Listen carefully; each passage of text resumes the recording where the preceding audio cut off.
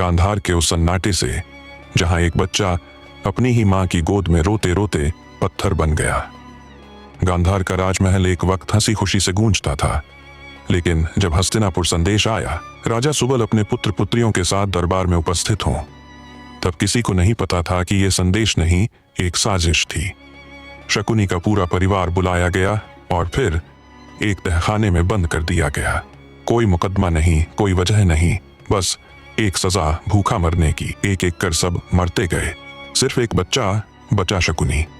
और अब सोचो, एक ऐसा बच्चा जिसने अपने परिवार को तड़पते देखा, चीखते देखा और फिर उनकी हड्डियां हाथ में ली, वो बड़ा होकर क्या बना होगा।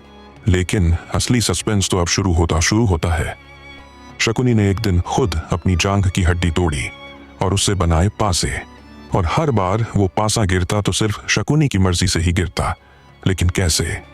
क्योंकि वो पासा नहीं था, वो उस आत्मा का वास था जो भूखी थी, तड़पती थी और बदले के बिना कभी चैन नहीं लेने वाली थी। तुमने ये तो सुना होगा, शकुनी ने दुर्योधन को उकसाया, पांडवों को जुए में हराया।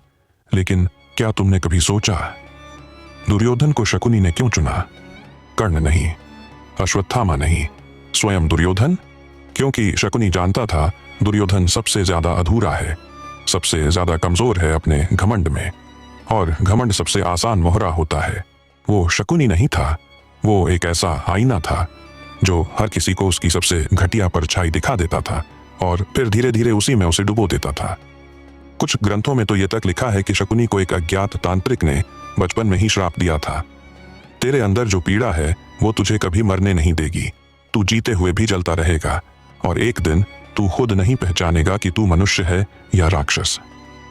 द्रौपदी की चीरहरण सभा में सब मौन थे, भीष्म, द्रोण, विदुर, लेकिन एक शकुनी था जो मुस्कुरा रहा था। और जब युधिष्ठिर ने उसे देखा तो पहली बार उसे लगा, ये इंसान नहीं है, ये कोई और है, कोई ऐसा जो सिर्फ नफरत से बना है। अब तुम सोचोगे कि युद्ध हुआ, शकुनी मारा गया, कहानी खत्म, लेकिन रुक जाओ। कहते हैं जब भीम ने शकुनी की टांगें तोड़ी और वो जमीन पर गिरा तो उसने मरने से पहले सिर्फ इतना कहा, ये युद्ध नहीं था, ये तो सिर्फ एक पासा था, असली चाल अब शुरू होगी। और तब से आज तक हर राजघराने में, हर सत्ता में, हर घर की दरारों में शकुनी की परछाई घूम रही है। कभी किसी भाई को दूसरे के खिलाफ भड़काकर, कभी किसी राजा को अहंकार में अंधा बनाकर, कभी किसी सभ्यता को जलाकर।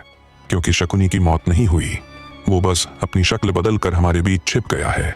और अब सवाल ये नहीं कि मामा शकुनी कौन था, सवाल ये है तुम्हारी पासे किसके हाथ में है।